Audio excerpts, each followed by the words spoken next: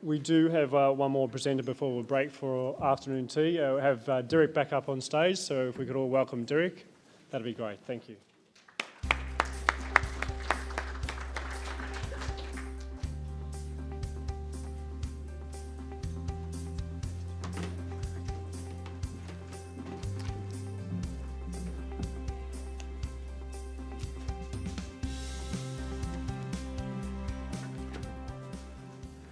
It occurred to me that I don't have a responsible serving of chocolate permit, but so do take care if you're digging into our chocolates at this late stage in the afternoon.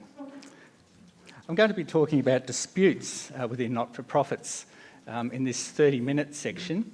My first presentation was really about governance of not-for-profits and how to avoid getting into some of the difficulties, and I presented a number of cases on how difficulties did arise. So I talked about the register of members, acting for a proper purpose, and so forth.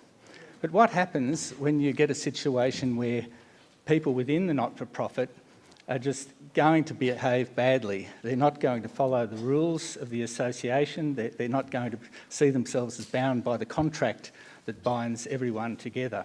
What do you do in these sorts of situations? Now, rather than flitting from case to case, in this case, I thought I would drill down into one particular matter in which we were involved. It's had a great deal of public scrutiny from a great range of people. This is called the Aggrieved Member and Rogue Directors matter, and it's in your readings at the back of your Lever Arch file. This paper actually appeared in Pro Bono News, the online publication, last July.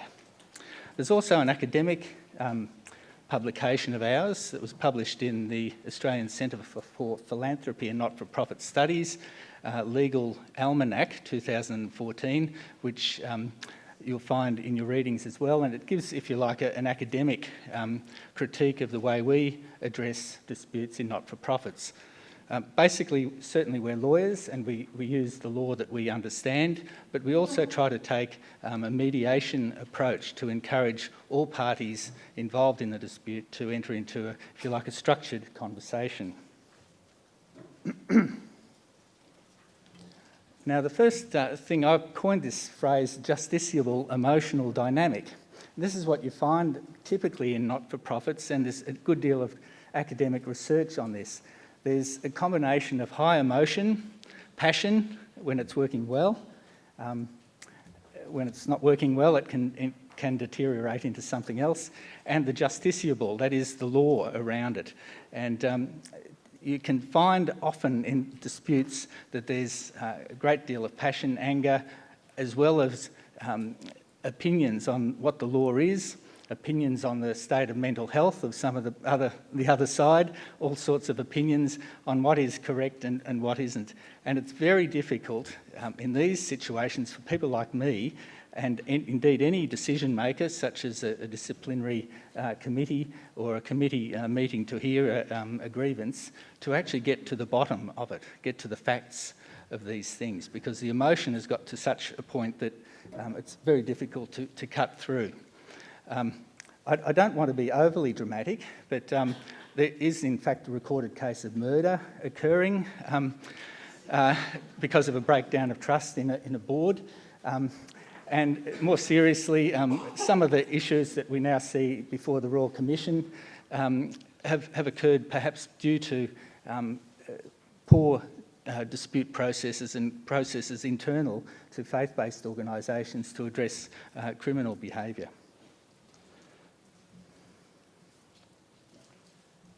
Some of the common areas of dispute are board factions. I've mentioned that in some of the cases in my previous presentation. Ambiguous membership. Do they belong to the association or not? Notice and conduct of meetings and grievance processes for members. These are some of the typical matters I get involved in. So it's not necessarily a member against the not-for-profit or a board member against a member. Sometimes even the board itself dissolves into factions and totally abandons the rules, and people like us are then called in to say, well, help sort it out. So this is where I'm going to really drill down into this case. It didn't actually go to court, but it's really a snapshot of what can happen when a not-for-profit loses control of the governance. I should say I'm going to be quite critical of a particular government agency. A draft of this paper was sent to that agency, and I'm wanting to use it as an illustration of how a decision maker can completely stuff things up, to be frank. The paper's also been passed my colleagues, so it's been peer reviewed. A draft actually went to the Australian Charities and Not-for-Profits Commission, the regulator in case, for their comments too. So it's been well and truly workshopped by all parties. Now I'll give you the facts. March 2013, there was a board. It was a not-for-profit company limited by guarantee. One group of members, board members, took a disliking to another board member, the aggrieved member, and began to hold meetings of their own, excluding the aggrieved member. Now, the aggrieved member was an honorary life member of the charity. It's a disability organisation, and she was excluded from meetings of the other board. Importantly, the Constitution didn't provide for such, if you like, an executive board, something operating completely separate to the board itself. So the rogue directors, as I call them, because they'd abandoned the rules, were effectively conducting meetings outside of the Constitution. So the aggrieved member contacted me and said, well, help, what can I do? I'm not getting anywhere. I'm concerned about the way the rogue directors are going. So this is where we started to do our processes to get to the bottom of it. I won't say it happened in this case, but many times clients present in a great state of anxiety or anger, and it's very hard to cut through to get to the facts of it. So we like to set up a chronological history of what happened with some coherence in the facts and the chronology, and indeed in the causation, chronological coherence. So we worked through with the aggrieved member to see what had happened. There were various evidence presented of minutes of meetings where the aggrieved member basically was excluded, and we went on from there. Now that was the first step in the process. We then sent a letter to the rogue directors to say, well, this is one version, what's your version? And saying, well, you haven't really subjected the aggrieved member to procedurally fair processes to remove her from the board. And the rogue directors wrote back to us and said, well, we indeed have removed her from the board, and in due course we will consider a disciplinary process. If you like, back to front. So they've removed her, and then sometime later they will consider a disciplinary process. So the process here for us was that we were giving the rogue directors an opportunity to speak. Now, that might seem unusual for lawyers to do. Lawyers might be seen as the aggressors, as attacking, asserting the client's rights, denying the other side. But we do take a mediation or conciliatory approach precisely because the client wants a resolution. In most cases, perhaps I might be too bold to say in all cases, but most cases, members of not-for-profits actually want their not-for-profit to work. That's the reason. There might be some dispute happening, but they're not there to attack the not-for-profit.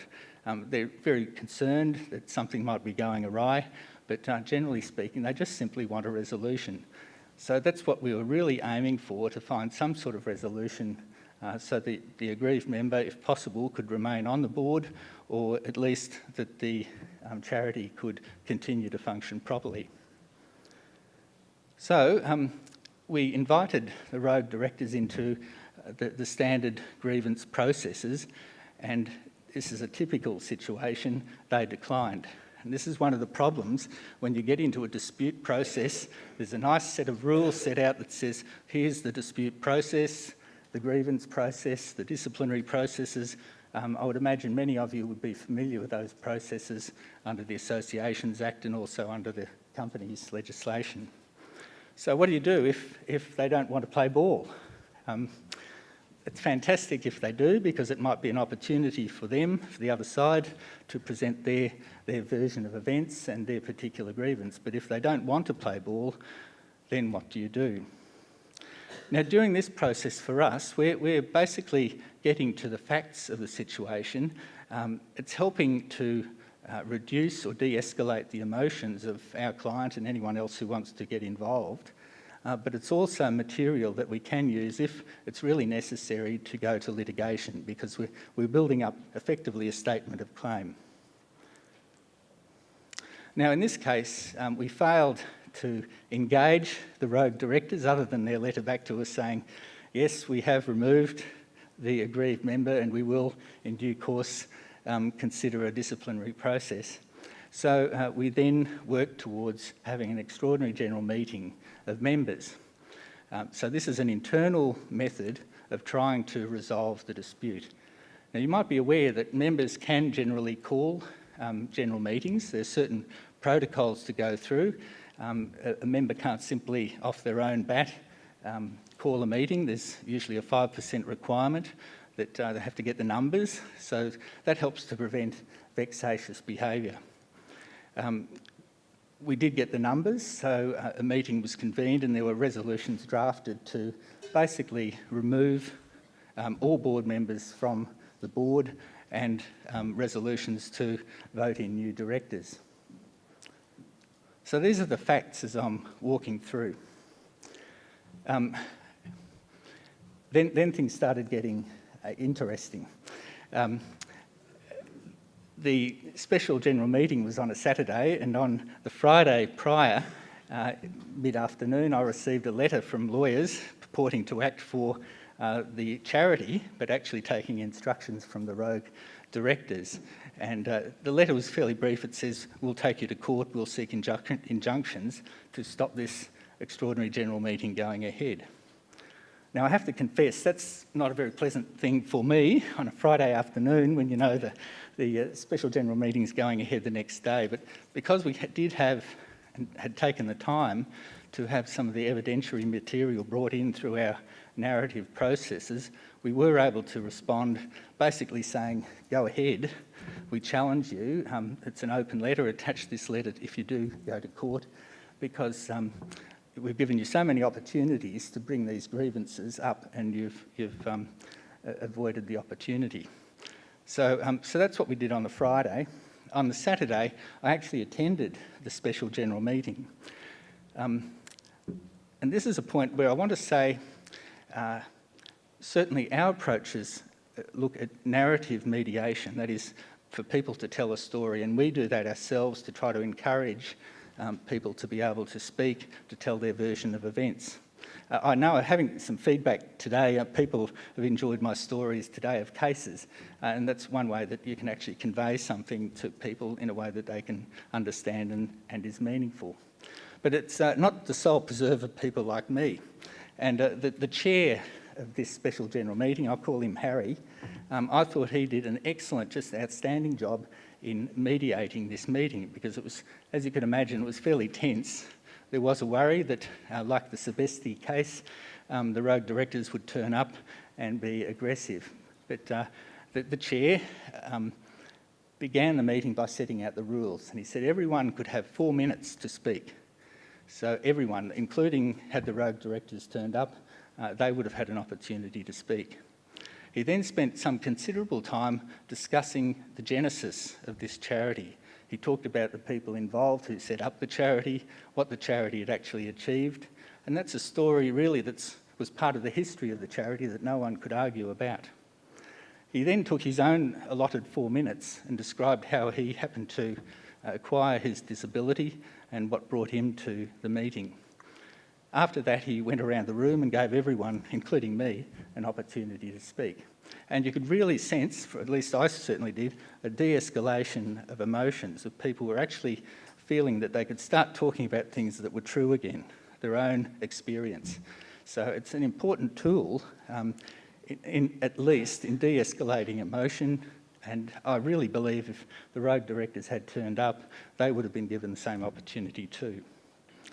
So after that process, there were resolutions passed to remove all directors, including the aggrieved member, and new directors were duly appointed. And I say duly, I still believe that everything that was necessary to be done to conduct that special general meeting was complied with, including the necessary quorum and notice of the special resolution. Now that might have been the end of it. So the charity had been able to remove road directors, and the aggrieved member really wanted to see the charity moving again, and I know she was happy with the outcome. But it was interesting before. It became even more interesting on the Monday the following week. The new directors tried to attend the premises and found that the representatives of the road directors had actually were there and were preventing members from accessing the premises. Now, this is a disability organisation. This is people who have disabilities. They're wanting access to the premises, and representatives of the road directors actually saying, "You're not welcome." In fact, they tried to stop the extraordinary general meeting going ahead by locking everyone out of the premises in the first place, and the EGM had to be convened elsewhere. Is this a slow train wreck? Can you see? It's not unique, but it's an experience I've had very close involvement, and because it's had a great deal of scrutiny, I think it's a reasonable representation of what happened. Now, at that point, my clients contacted me and said, "Look, it's getting out of control." So I then contacted the Australian Charities and Not-for-Profits Commission. We'd had some prior correspondence with them. They were aware of the background. And the assessment officer in the compliance team said to me words to the effect, "The directors are innocent until proven guilty," referring to the road directors. Now that sounds like an abundantly fair and reasonable response, but I'll come back to that. So after that, the new directors reconvened and set up their offices elsewhere. I think that's correct. Now at that point, the new directors had to also have their names recorded at the Australian Charities and Not-for-Profits Commission on the membership register. Those of you who are familiar with that register will know that it's a publicly available record of responsible persons, the people who are actually running your charity.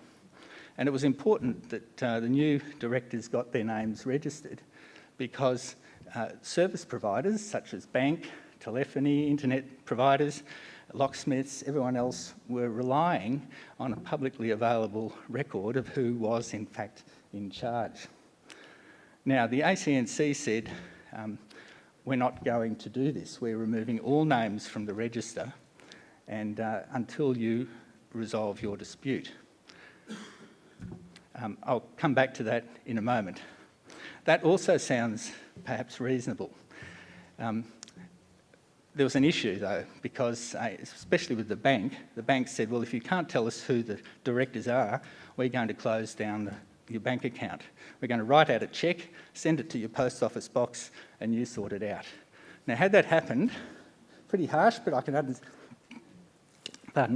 understand the bank's point of view, and I believe the telephony providers were in the same view.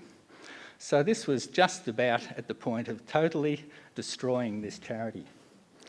Now, fortunately, the new directors, were able to go to ASIC and sending them the special general meeting minutes that I'd actually stamped, witnessed, and an application using ASIC's forms, and the new directors had their names registered at ASIC because it was a company. And fortunately, that resolved the crisis because now the service providers had a regulatory authority to believe that they could reasonably provide services for.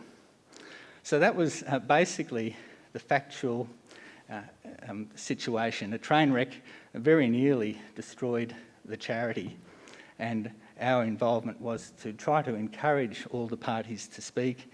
One party really didn't want to get involved and just caused mayhem. Now, I do need to talk about the ACNC here because it's really an example of how intelligent and experienced people can still get it wrong.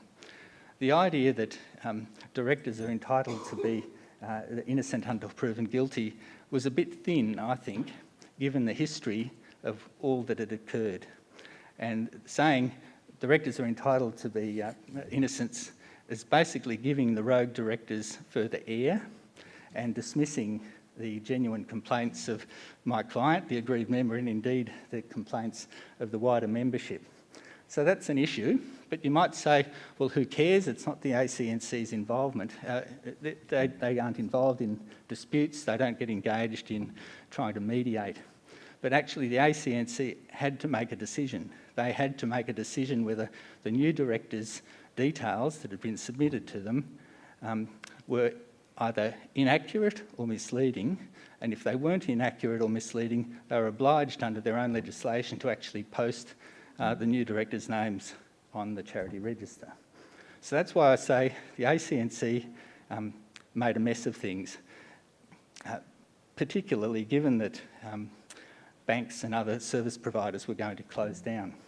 Now, my representatives of my client, I think, would have more colourful language to describe what had happened. The ACNC's version, after many months, they wrote to us and admitted that they should have been acted more quickly in processing the renewal of the membership register. Now, the reason I do this, I've told you this story, is in our case we try to encourage structured conversations amongst the disputing parties.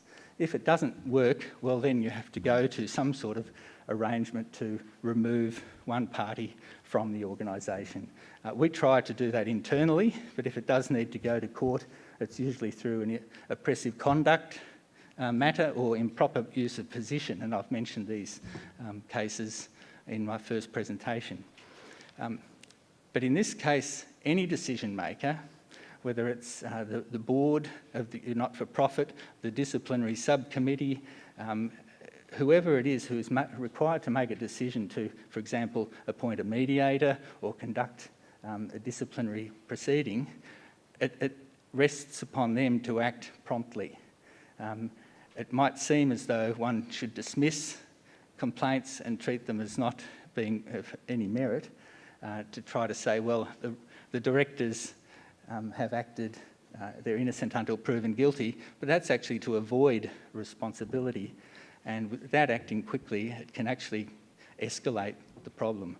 And that's why I brought up the ACNC. I don't mean to attack a government agency just out of whim, but it's really just to illustrate that how a decision maker can actually stuff things up under the apparent guise of wanting to, if you like, act impartially, when actually what was required of them was to investigate or to conduct a dispute process.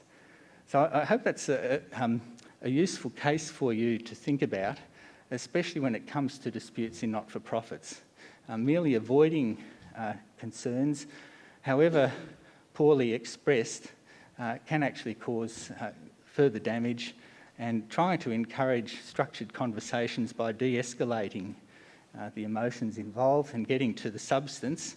And ultimately the substance here was that some directors had formed their own faction and it had ignored the requirements of the Constitution. That's the end of my presentation. I'm not going to flick through the other slides, but you will see in the slides and in the readings our approach, which is a mediation approach to encouraging people to speak. But I hope you find that what had happened here, a train wreck, was resolved by the focused attention of the members in conducting an extraordinary general meeting and conducting it in accord with the law, and they were able to remove people who had behaved poorly and had been given every opportunity to shape up. And I think it's a great lesson for people who can keep their heads cool to move through. It's a shame there's a lot of collateral damage, and it's a shame that the regulator, and I believe that they have tidied up their processes, weren't able to assist in the resolution. Thank you very much.